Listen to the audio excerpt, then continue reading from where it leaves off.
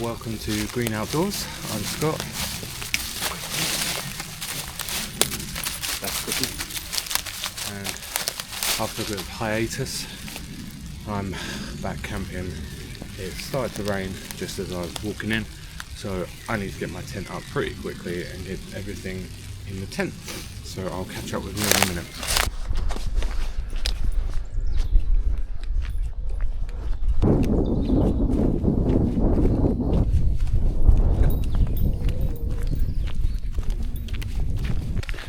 So I'm on my way to my campsite now, and realised that I left something in the car. That's the third time I've been to the car. First time I went out to look for a spot to camp and then dumped a few bits of gear, and then I went back to the car, picked up my bag, got halfway along the trail and realised I forgot my GoPro, which is what I'm filming on now. So I've been back to the car, got my GoPro and back out. It's about 5 o'clock and the sun goes down in an hour, so I'm going to get my tent up and squared away, all my gear, get a fire going, get my food on the go as well. So I'll catch you back in a minute.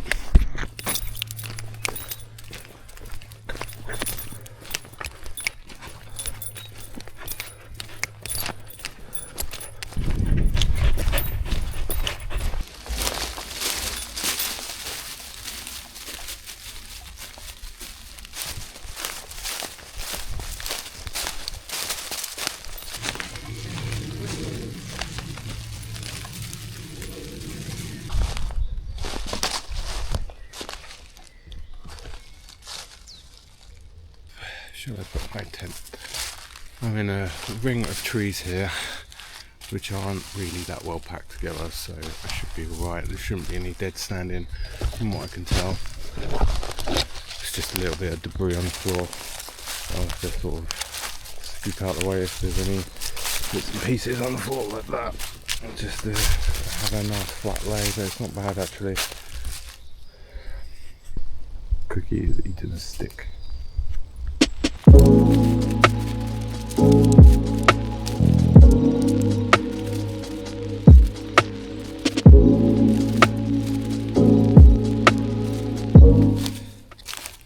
Joys of freestanding means like once all the poles are in, I can move it about, see what's the best lay for it. The ground sloping down that way, and further down behind the camera is where it slopes a lot quicker, so I don't want to go down that any further than where I am now, and I'd rather maybe roll off the mat a little bit than not.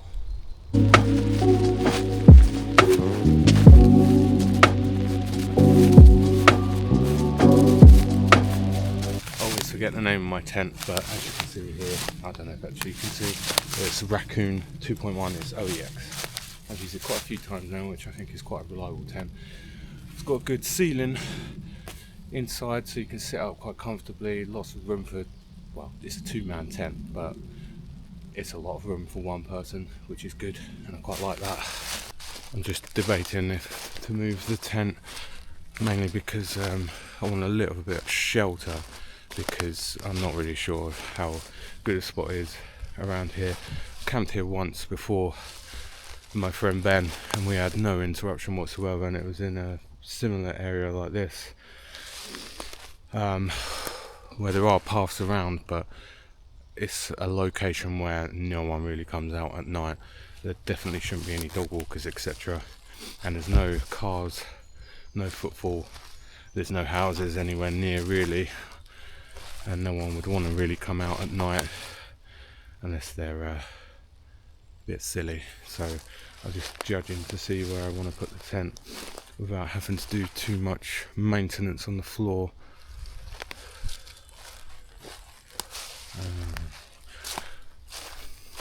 Just going for a wander, and you can come too. Yeah, that's kind of interesting, but Looks like people have been here before. Don't know if the Action 5 can see that, but this looks like where deer are. That's their footprints, and a stump that looks like it's been gnawed on or something. And it's only about, I don't know, 20 yards away from my tent, so I might have to be a bit more cautious around that. I might drag the tent in between here. I've got a little bit of protection from birds, so if there is any dead standing, then partially protected.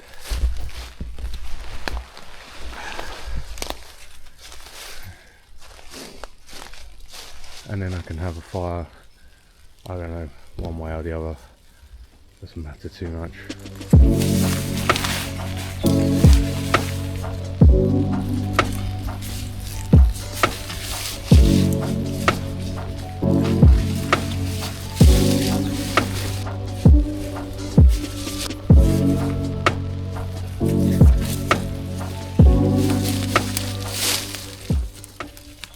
Ground is nice and soft, so putting pegs in isn't difficult at all.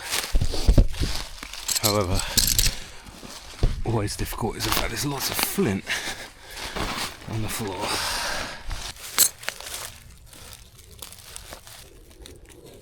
So I don't need to worry about putting these pegs in too deep or doubling up. And the same goes for putting the guy ropes out, but there's literally no wind. We had a windy day, windy couple of days at the back end of last week, so I'm filming this on Monday, day after Mother and Sunday in UK, and it's died down quite considerably, and it was supposed to be really nice and sunny today, but unfortunately it's not today. It turned out not to be. Yeah, as I was saying, don't need to double peg. I probably don't even need to worry too much about the guy lines because there is no wind, as I just said, so I'm not going to bother unless all of a sudden it becomes torrential rain and wind. So here's a tent. There's Cookie. Here's the tent just under the tree. A walkway shouldn't be too difficult, backwards and forwards. A bit of shelter from the rain, but I've got to fly. Really doesn't matter.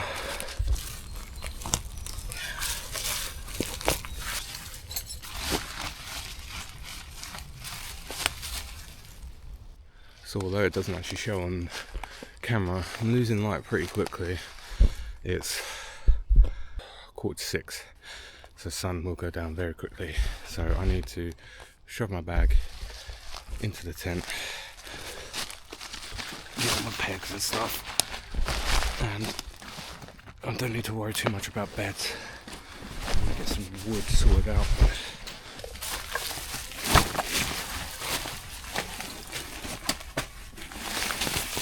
It's nice and dark in the tent. Hoping there's not going to be any issues tonight with people coming past. It's March, daylight is ending very soon, and people don't like going out. I've got my food in there, another camera, that's my clothes, that's my food, cook stuff, and bits and pieces, including batteries, plate, my mat, the Outkit dirt bag. I've introduced this before. It's probably going to be about maybe 6, 7, 8 degrees overnight, so I reckon it should be alright for warmth. Cooker for a tarp, just in case I really needed it if it was torrential. Grill, sleeping bag, pillow, water.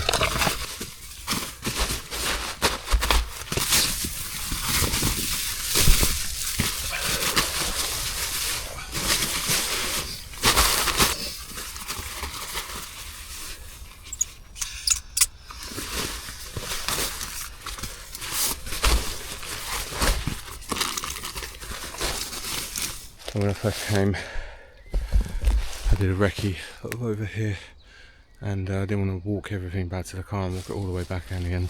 So I buried my coat, and there's kindling there, which is really nice and dry, and some firelight and stuff, some beers.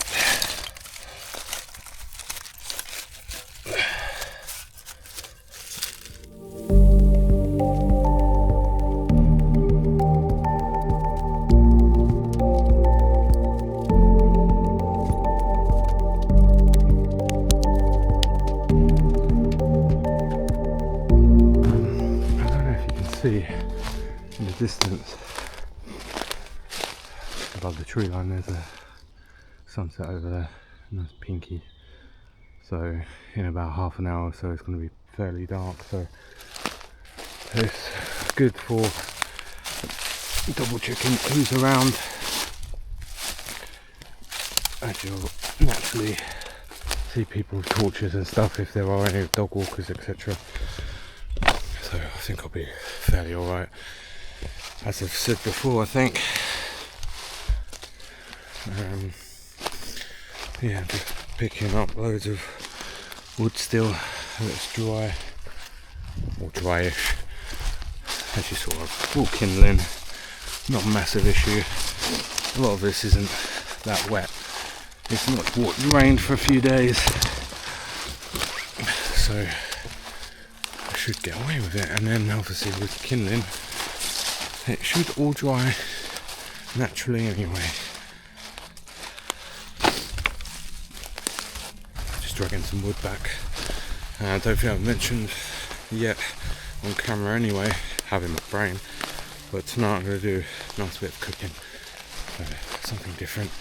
Hopefully that won't be too boring, but people like food, right? So I briefly marinated some lamb steaks with garlic, salt and pepper. So I'll either cook that on the fire or on my frying pan, which I bought, with some oil. I've also bought some halloumi, spring onion, tomato, rocket, cucumber, tzatziki, and I'm going to put all of that into a wrap. It's one of my favourite meals to make at home. It's very quick. Vegetables are really easy to chop up. Obviously mix everything in. Well, you don't even mix everything in, it all gets layered one by one, which you'll see later. Got some fiddleheads here, indication of time of the year, being March. Trees are starting to bud, which is really lovely after a difficult winter. I guess everyone suffers the same, seasonal disorders. But a beautiful thing about this time of the year is obviously they're not blooming yet. I think these are bluebells, and there are bluebells going to be sprouting up very soon, probably in the next month or so. So that's always a good thing.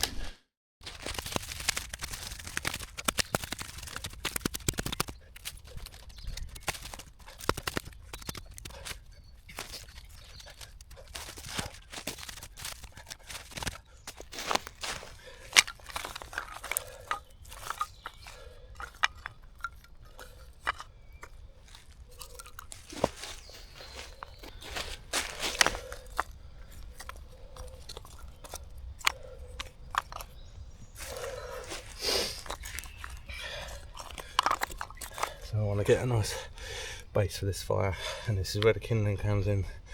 Obviously if I had more time I'd chop some logs up, batten them down so all the dry is inside. You could use that as the base, but because I'm pushed for time, I'm got kindling, use that as a base, so it takes the fire off of the wet floor. So I'm feeding Cookie some choice Tesco's Complete and Balanced Nutrition Adult dog food, lamb chunks in gravy. What more do you want as a dog?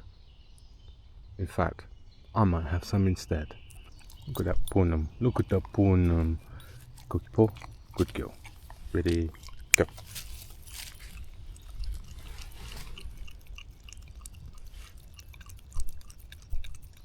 Oof. So, what's the time?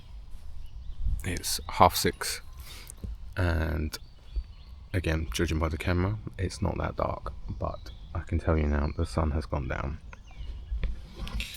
So I haven't put the fire on yet because I think it's a little bit too early, because there still might be a few people knocking around. So I'm going to have a beer. So this is Northern Monk Taro.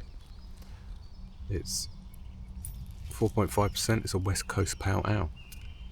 It's got some nice artwork.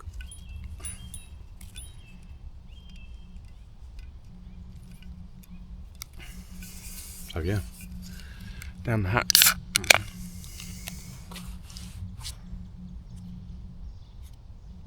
Cheers.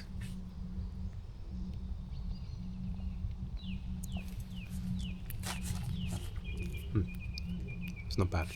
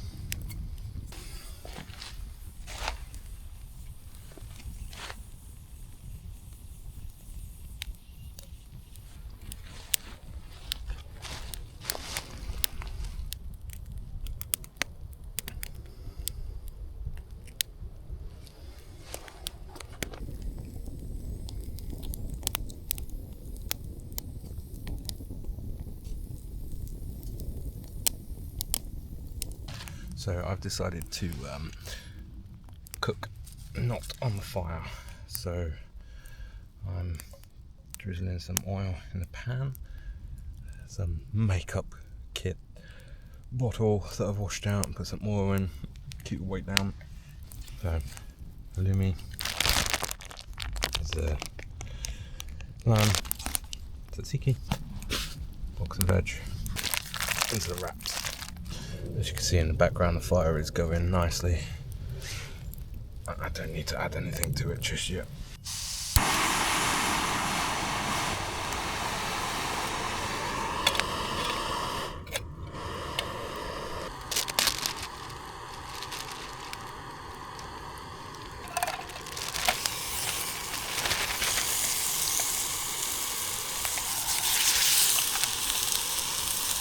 So there's the lamb.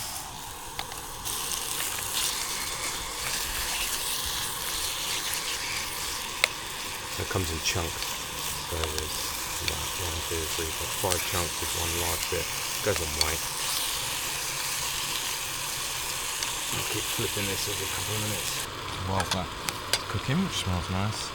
I'm going to cut up some vegetables.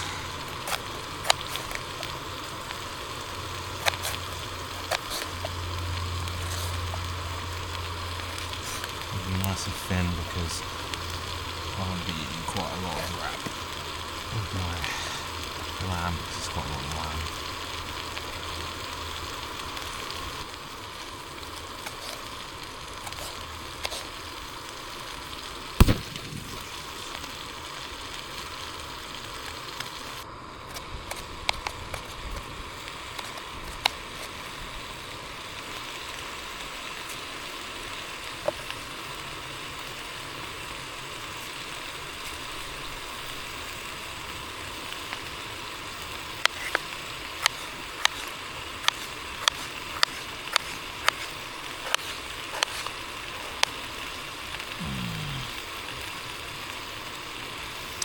That went straight through my finger.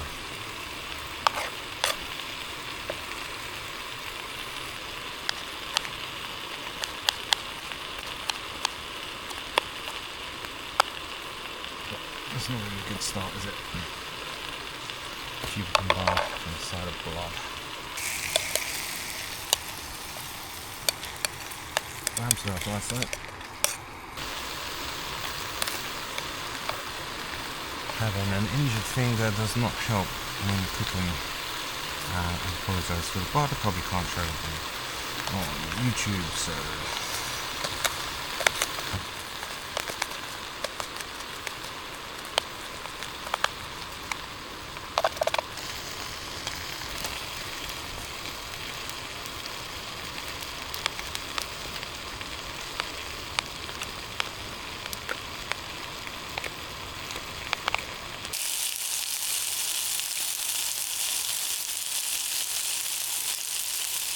there's my dinner. Just waiting on the halloumi now.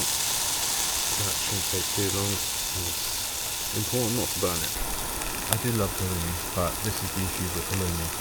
You cook it for ages and ages and it's wet, and then you text your wife, and then when you go back to cooking the halloumi, it's fucking burnt. So yeah, lessons learned, but a little bit of carpentry has never hurt anyone. Right? So this is how we do it. So you got your tzatziki. You get a dollop of tzatziki on your wrap. These wraps have kind of folded, which is actually probably a little bit helpful. So you put a nice little dollop on the middle, evenly across. What I like to do is get your halloumi, which is still like roasting hot, and then layer a few bits of lamb, then you get some spring onion, which is may or may not be covered in my own blood. You got some tomato there, some rocket on top. Add some cucumber, and I know tzatziki has cucumber in it, but this is my way of doing it. So tuck the end in, wrap it. This is going to be really hot, so cheers.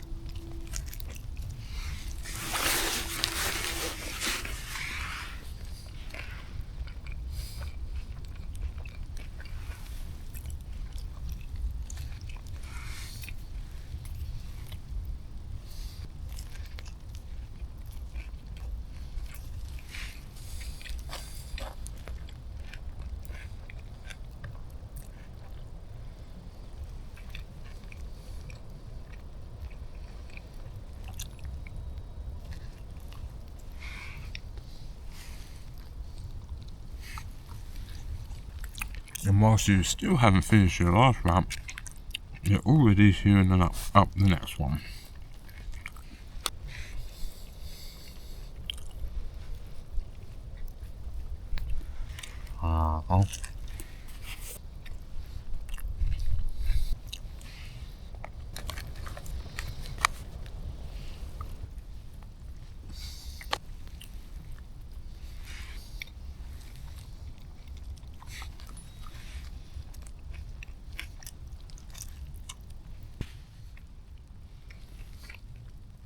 Don't even think you can see me on the camera other than the light and a bit of my nose. However, This is a good wrap.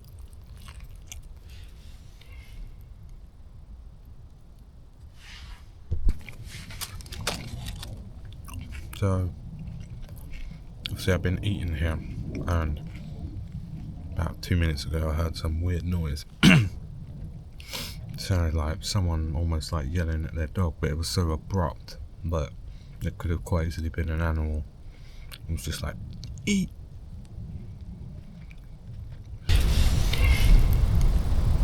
It kind of freaked me out a little bit, so I just turned all the lights off, and the embers are on the fire. There's no massive flames or anything, so well, our light footprint is minimal. I just put Cookie on a lead, but I haven't heard a noise since, so I think we're alright. Tell you what, just eating 3 of these is really filling. I don't think I've got room for any more. So Cookie has the job of cleanup. Lucky her. Just sitting here by the fire. Just built up a little bit. I've finished dinner probably about half an hour ago, maybe a little bit longer. Just squaring away a lot of cooking stuff. Just keep housekeeping. Just don't really know what to do now. I'm just enjoying the fire, having a drink.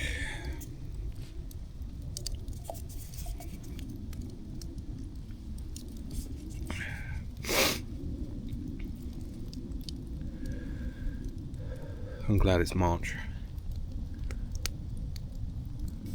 Well, I'm not glad it's March.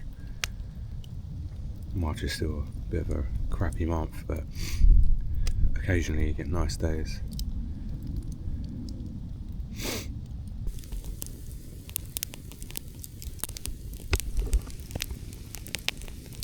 Oh, the reason why I haven't been out since my last camping video in August was, well, I don't really know. Part of it is because the lead up to Christmas. So happy Christmas to everyone. New Year, happy New Year to everyone. Here's 2026. And then we celebrated the first birthday of our son Rafi, which was lovely. And he's 1 and he's walking, and all the parents out there would know how annoying that can be, but how amazing it is as well.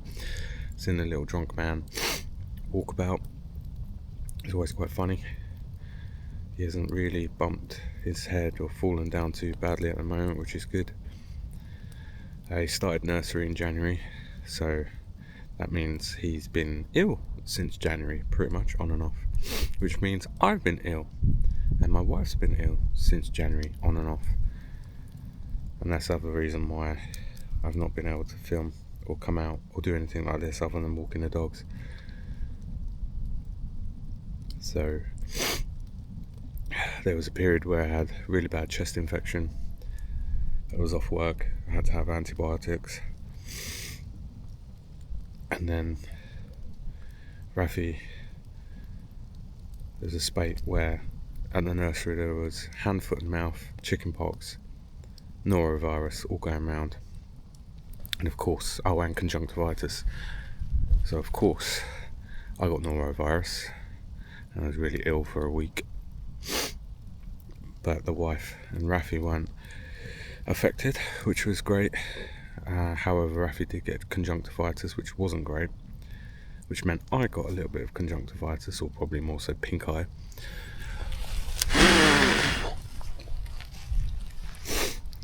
So I had that. I can't even remember if I've had anything else. Oh, I had a sore throat really badly for a week. Didn't seem to want to go, but eventually it did. But yeah, that wasn't ideal. So nurseries are fun. And then Rafi got chickenpox. So he had conjunctivitis and chickenpox within the space of like 2 or 3 weeks. So that was fun.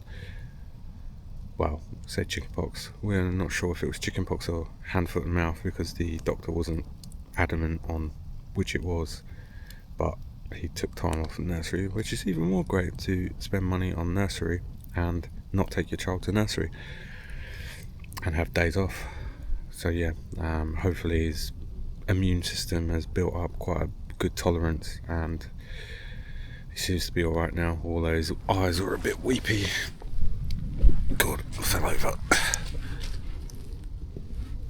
His eye was a bit weepy this week, so yeah, we've been managing that, but fingers crossed nothing else is going to come. But yeah, I guess that's the fun of having children, that they get ill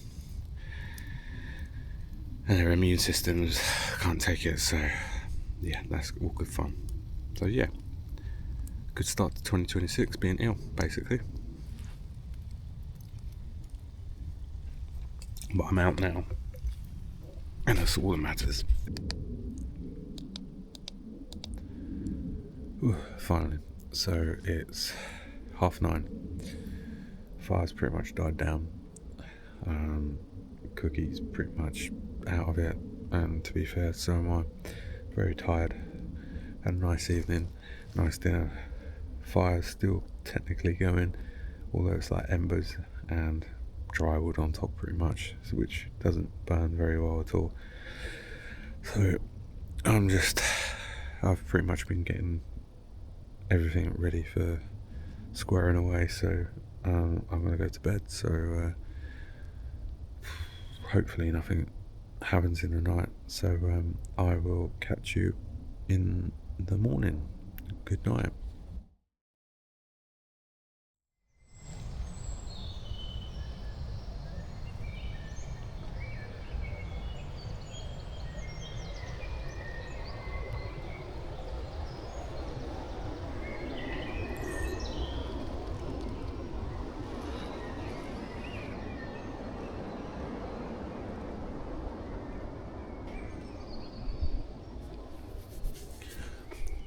Good morning. It's about 5:45. It's light, but obviously before sunrise. I slept alright. I slept in my hoodie. Not much noise in the night, if I'm honest. I think it's mainly windy. And it's not really windy through the forest because it's quite open. You can hear the wind over the top, and the occasional tree hitting each other, or a tree, all the branches hitting each other. I got up early to square everything away and get out of here before anyone really comes about. I've had a nice time. I'll no doubt catch up with you again while I'm a bit more awake and cleared my tent away.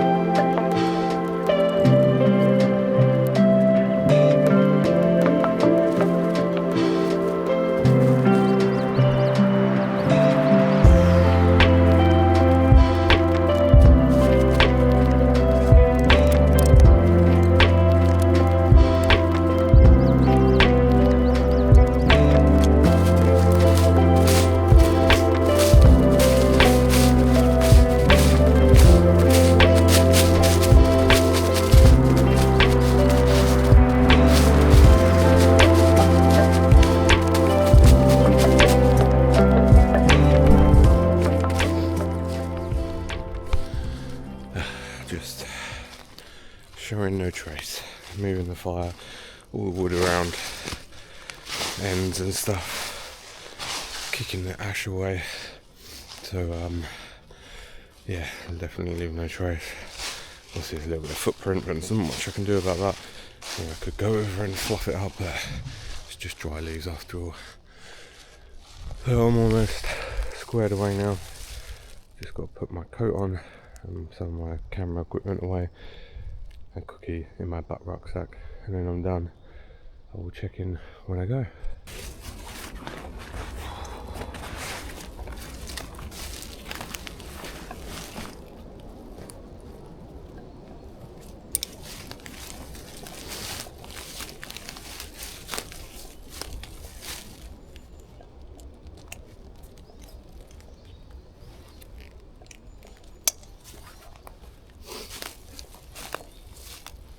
Okay, so this is me signing out. Thank you for watching if you kept this far. So we'll see you again some other time. Cookie.